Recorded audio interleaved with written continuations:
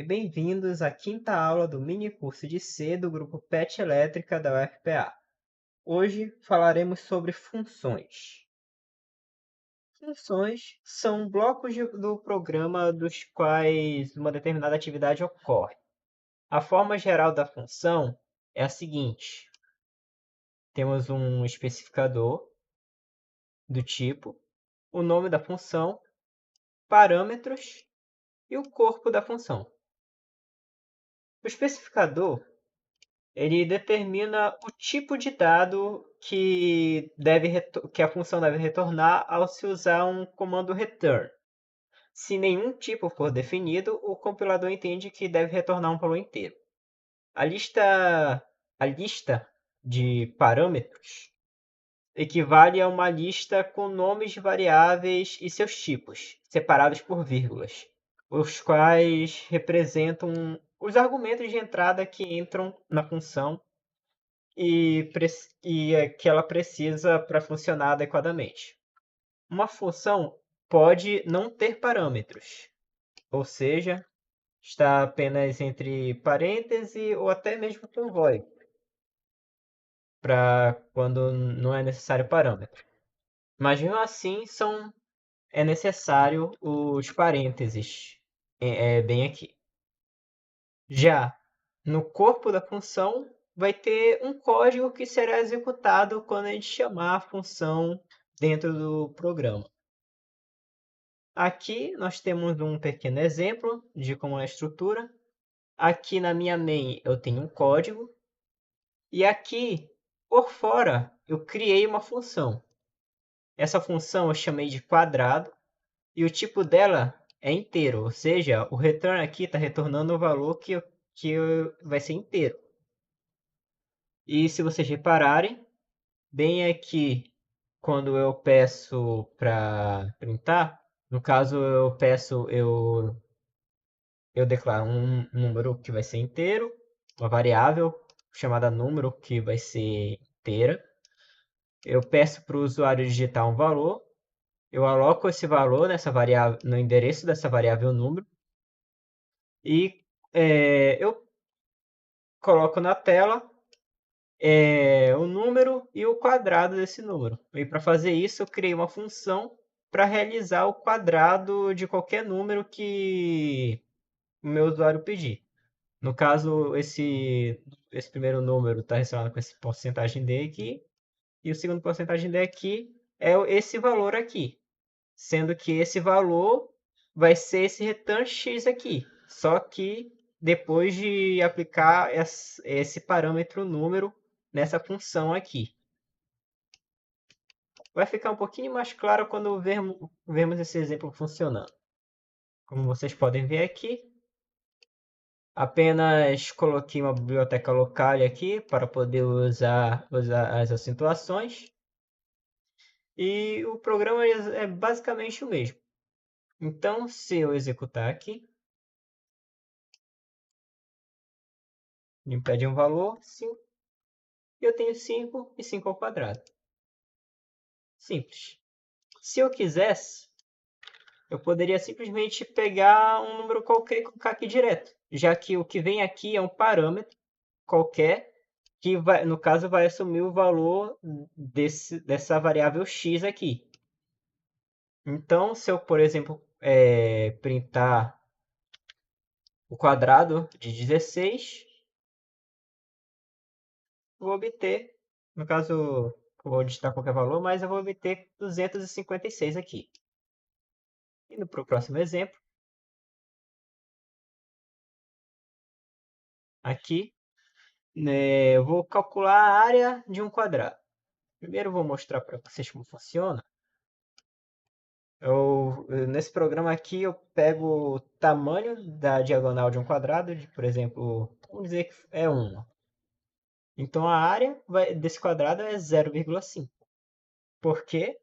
Se a diagonal do quadrado fosse 1, então os lados seriam raiz de 2 sobre 2, raiz de 2 sobre 2, multiplicando, ia ficar 2 sobre 4, que é meio. Tudo certo até então.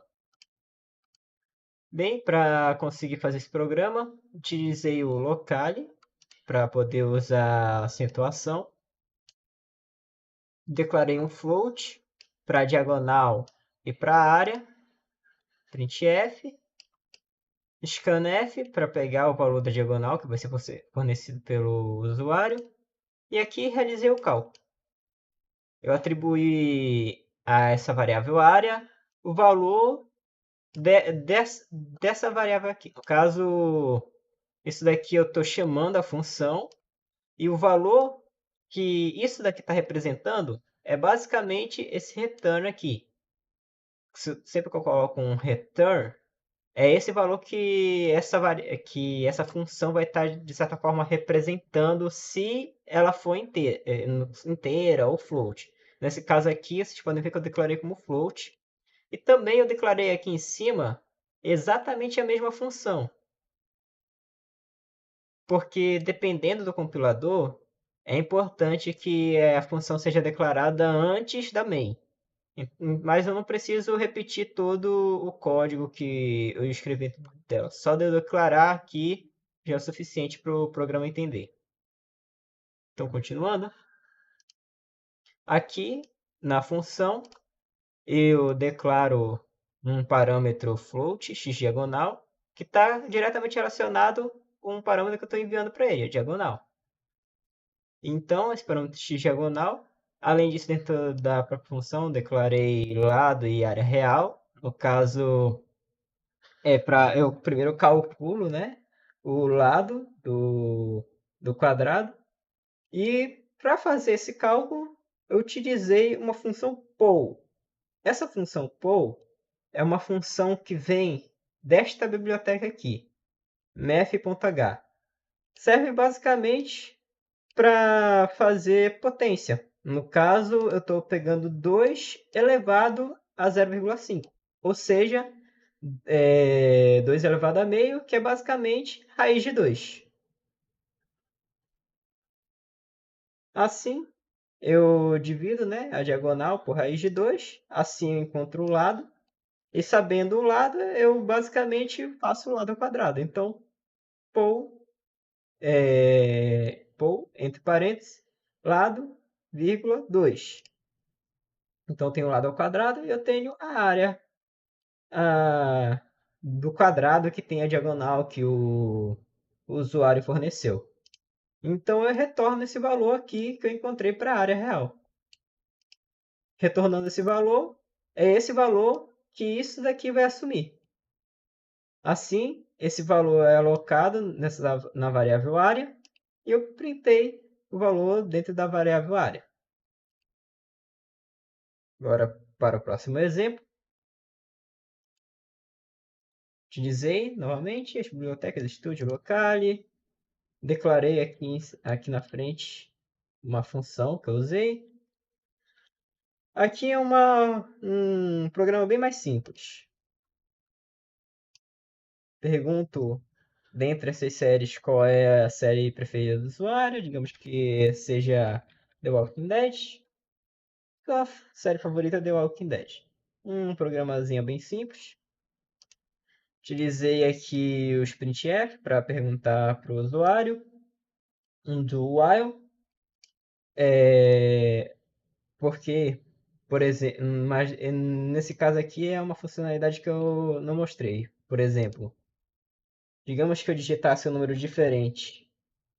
Ele ia continuar repetindo o código até eu digitar algo que ele reconheça.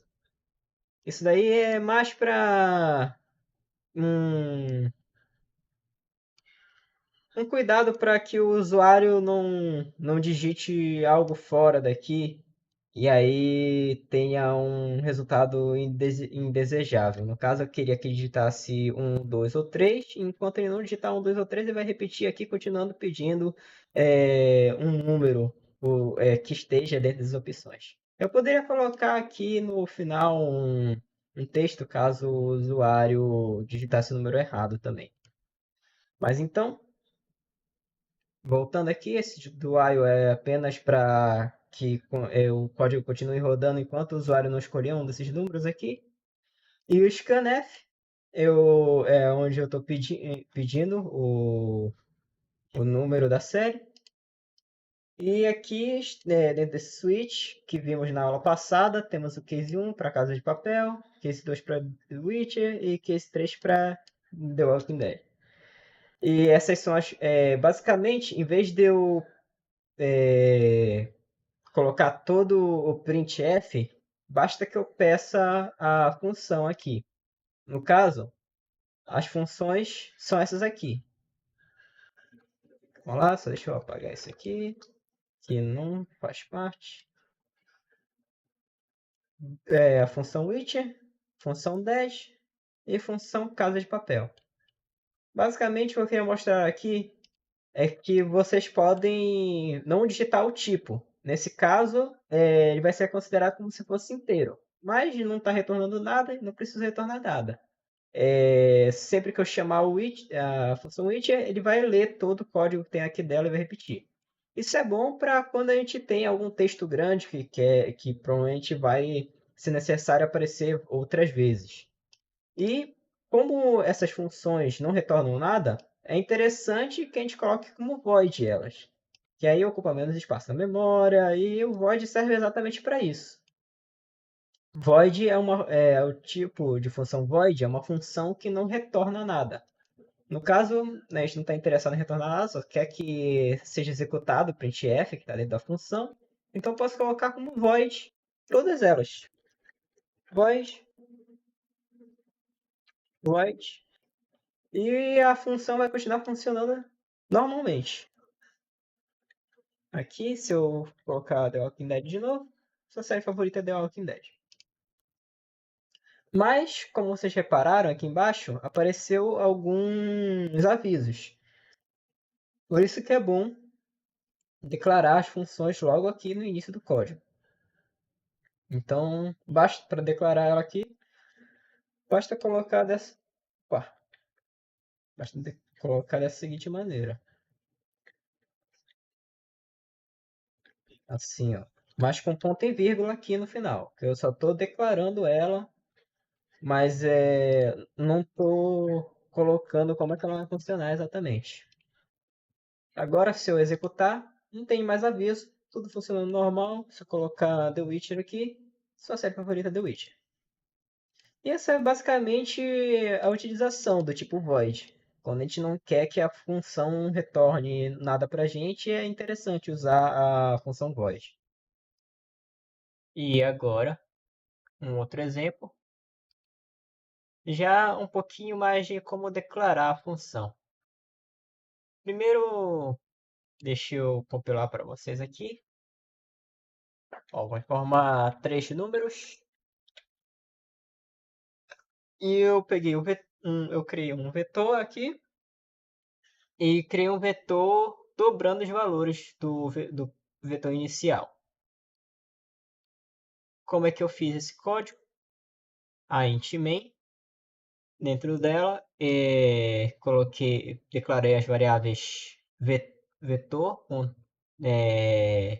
de unidimensional com 3 componentes e vetor A com 3 componentes também unidimensional e uma variável i, todas inteiras. Aqui eu criei uma função que vai servir para basicamente dobrar os valores iniciais. E como vocês podem reparar, nesse caso, como é inteiro, eu posso declarar dentro da própria main. Mas nesse caso eu tenho que declarar antes de chamar ela. Eu declarei aqui a função dobro, vou com o parâmetro int x e vai retornar o dobro de x, 2 vezes x. Eu poderia também fazer da seguinte maneira: colocar uma outra variável, não sei, int d igual a 2 vezes x e retornar aqui o valor da variável d. Também é uma opção, mas fica bem mais simples retornar direto o dobro do valor de x. Então, eu utilizei uma função for para repetidamente pedir para o usuário um número para entrar dentro do vetor, começando na parte 0, lembrando que numa matriz o índice em si começa em 0, então se é um vetor com 3 componentes, então os componentes vão ser vetor 0, vetor 1 e vetor 2. Então vou começar do 0, 1 e 2, colocar mais um aqui para o usuário entender que é o primeiro, segundo e terceiro número. Logo depois um printf só para dar um espaço, outra barra n. Logo em seguida, eu vou printar o vetor que o usuário digitou, para ele verificar se o código está pegando o vetor certinho que ele criou. Então, utilizei um for, e dentro desse for, um if. Funciona da seguinte maneira. O for ele tem um contador i que vai de 0 até 2. Quando for 3, ele já vai parar de repetir, vai seguir. E no caso ele começa com 0, então printf vetor, ele vai printar na tela o vetor 0. E enquanto i for menor que 2, ele vai colocar vírgulas. Assim eu consegui printar esse vetor aqui. Assim eu consigo selecionar certinho os valores de cada matriz e colocar uma vírgula entre eles. Isso não parece não ser tão interessante no momento, mas digamos que eu queira fazer, digamos que eu queira fazer um vetor maior. Então, basicamente eu poderia simplesmente mudar o número aqui, ó. Então, no caso, digamos que eu quisesse um vetor com 5. Se eu mudar o limite do contador aqui nos dois. E. Calma lá. Além disso, teria que aumentar também o espaço, né? Para 5 e 5. Então, se eu colocar aqui nos dois. Se eu não tiver feito nenhum erro aqui. Calma lá que falta uma parte. Vetor dobro, tá. Isso aqui também tá. Tô faltando aqui. 5, 5. Nesse caso vai ser 4 e 4. Agora sim. Então, com poucas modificações, agora eu posso digitar um vetor de 5 elementos e duplicar cada um deles. Mas o que é que eu queria com isso? Sim, voltando. Deixa eu voltar à forma original. Certo. Eu peço para o usuário informar um primeiro, segundo número. Aí printf barra para poder digitar o vetor. E para realizar a duplicação, para fazer o vetor dobro, basicamente eu vou associando cada vetor A a função dobro vetor I. E para isso eu utilizei esse for aqui. E assim eu printei o vetor obtido logo em seguida.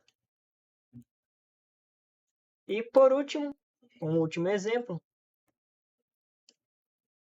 Vamos, por exemplo, no caso, o último exemplo do tipo inteiro, eu posso fazer também a fatorial de um número.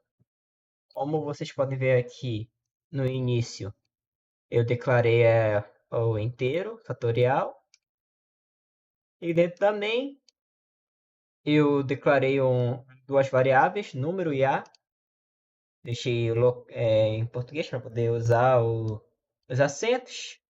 E pedi um número e scanf para pegar esse número dentro do endereço da variável número.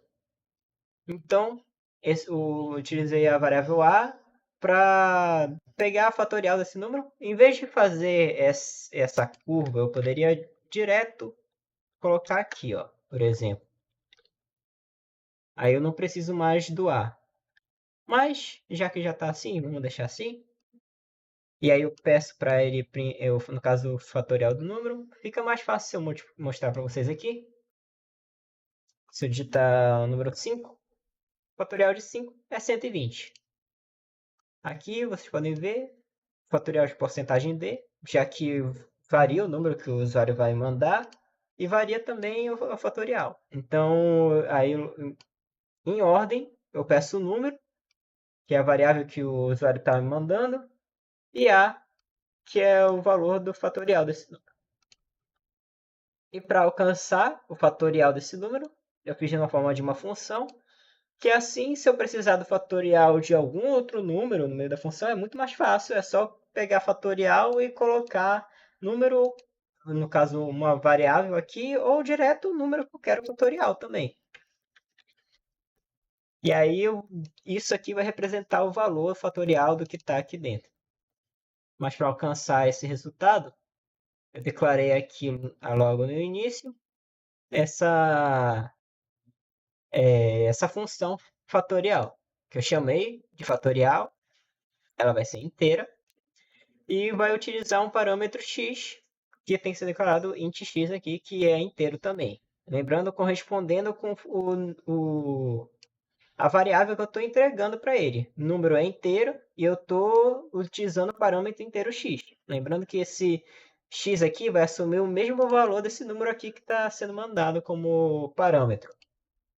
Então, dentro da função, eu declarei um fator i, o fator eu igualei a x, e basicamente eu começo com i igual a 1, enquanto i for menor que x, ele vai somando. Ou seja, se for 2, ele vai somando até vai ficar em 1 mesmo. Se for 3, ele vai somando até chegar em 2 e assim por diante. Assim, vou ter o fator aqui e ele vai ser multiplicado por... vai ter o próprio valor multiplicado por x menos i, basicamente seguindo o fatorial. Se fator for um número for 5, por exemplo, então, no caso, o número que eu entreguei aqui no início, o valor de x for 5, então o valor vai assumir o valor 5.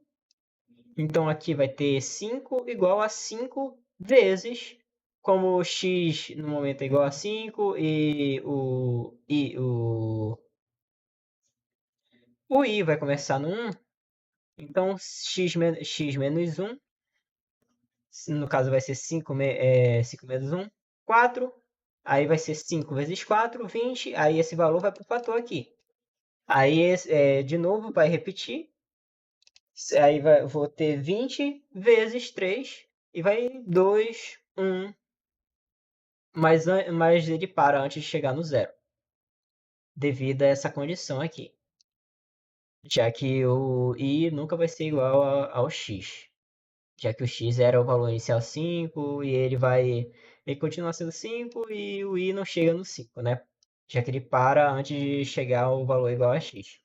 E assim eu consegui fazer uma função e, no caso, depois de atribuir o fator, eu retorno esse valor fator, que basicamente vai ser o resultado do meu fatorial.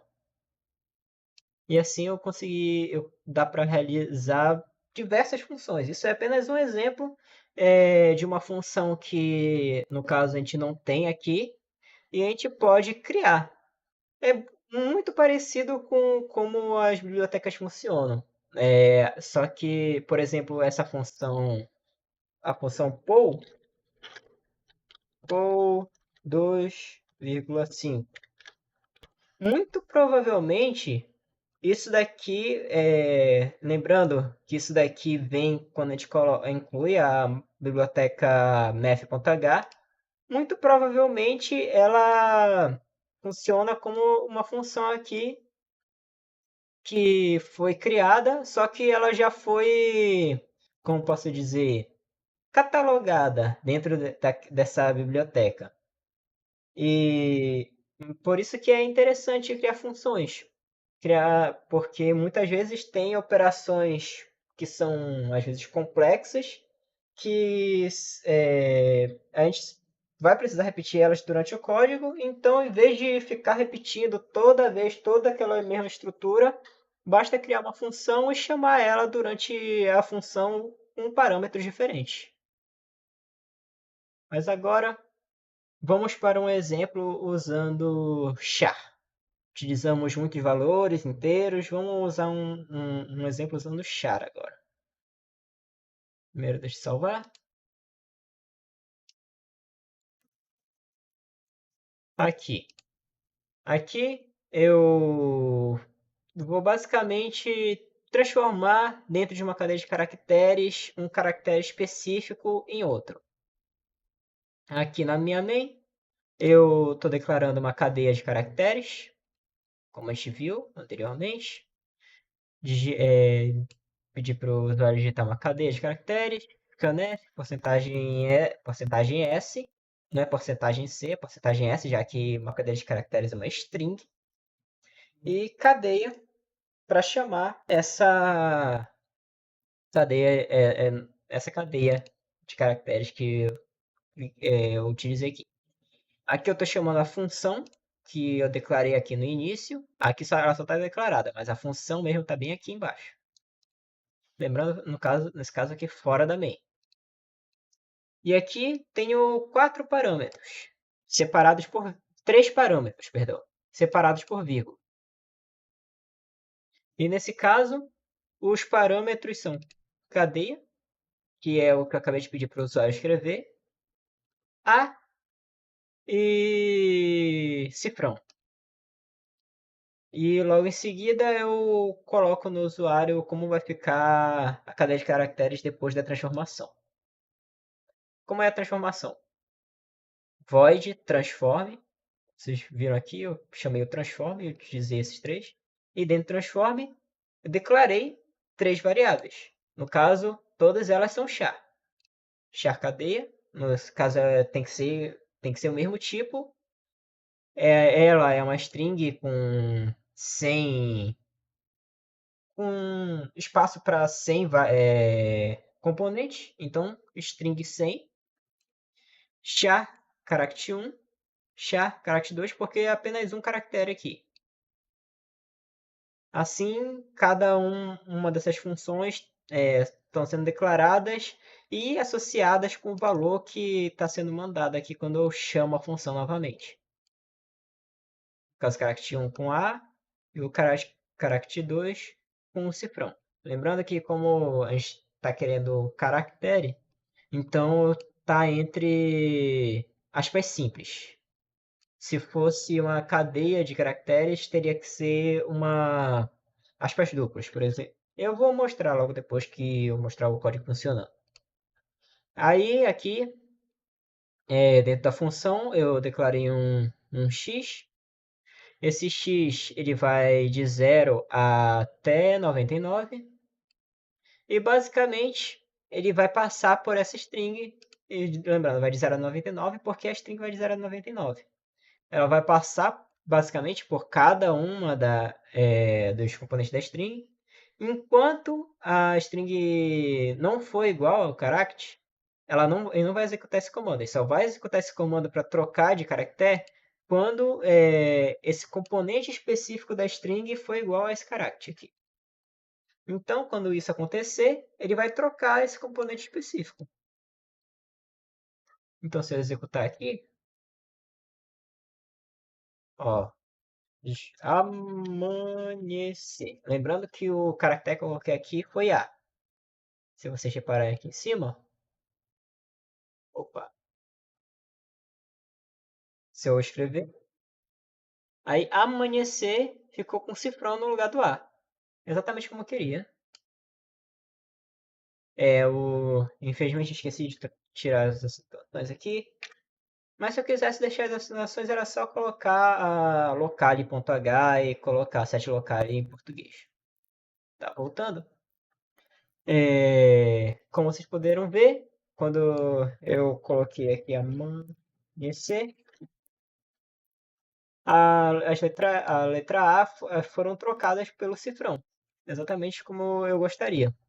Mas vocês repararam, eu usei uma função void aqui. E o que eu troquei foi a string. O que acontece é que quando eu associo, por meio de uma função, essa variável string com essa variável cadeia aqui, eles assumem o mesmo endereço. Então, se eu troco um caráter do string aqui dentro do void, então eu automaticamente troco na cadeia também. Por isso que quando eu chamei para printar a cadeia, ela estava transformada. Exatamente como eu transformei na string aqui. Isso também é o motivo de quando eu estou chamando no scanf, lembrando, não sei se vocês se lembram, numa das primeiras aulas de scanf, quando a gente vai associar, né, o porcentagem %s com a variável em que a gente quer alocar o valor que o usuário vai escrever, a gente tem que colocar o endereço. Só que, nesse caso, o endereço da cadeia já é a própria escrita cadeia. Então, a gente não precisa nem colocar o e-comercial quando a gente vai pedir para o usuário uma string. E assim, com uma função void, já que não vai retornar nada e ela só vai executar esse programa, eu consigo alterar diretamente o que está escrito na variável string cadeia. Assim, eu posso usar funções para transformar uma cadeia de caracteres. E se eu quisesse, eu poderia trocar por um arroba. Então, se eu digitar aqui transformar, todos os A's foram transformados em arroba. Ou se eu quisesse que fosse a letra T, tratou. Apenas os T's foram transformados em arroba. Aí, podemos ir para o último exemplo. Neste último exemplo aqui, basicamente eu quero, dentro de uma cadeia de caracteres, localizar a posição de um caractere específico. Caso eu coloque em português aqui, porque eu vou usar alguns acentos. E aqui eu declarei, né, a variável logo no início. Aqui eu declarei uma string. Essa string, lembrando, quando declaro uma string eu quero associar um valor direto, tem que colocar entre aspas duplas. Char, no caso, uma letra específica.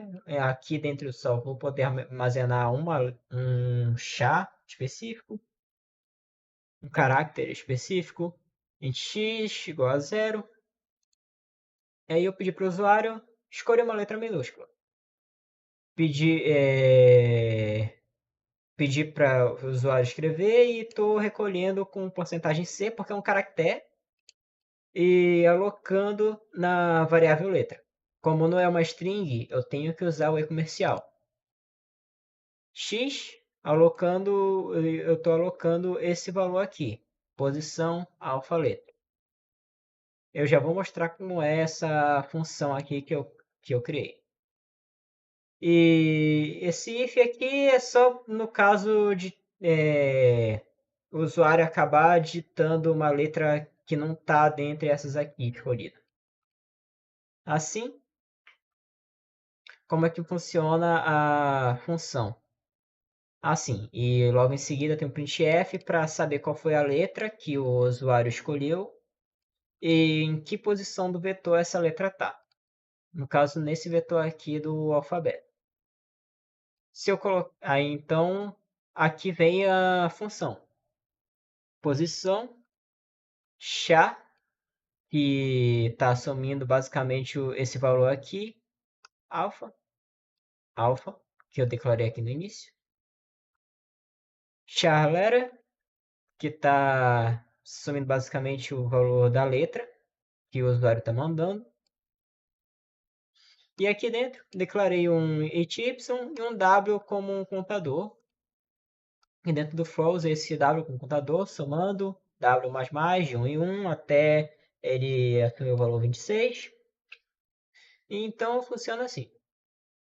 If beto W igual a Lera, ele vai basicamente aumentar, incrementar em 1. Esse incrementar em 1 é só porque o W começa no zero. Então, quando é no zero, é meio que está na primeira posição ainda. O for vai basicamente passar analisando cada um desses caracteres dentro do alfabeto. Então, quando ele estiver no zero, o beta vai estar no zero.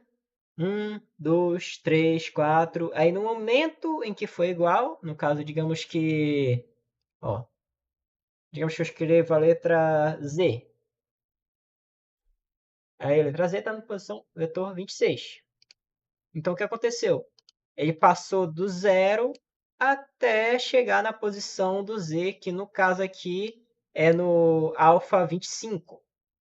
E quando ele está no alfa 25, então o Y é igual. No caso, essa condição aqui vai ser verdadeira, porque vai ser igual à letra que o usuário digitou.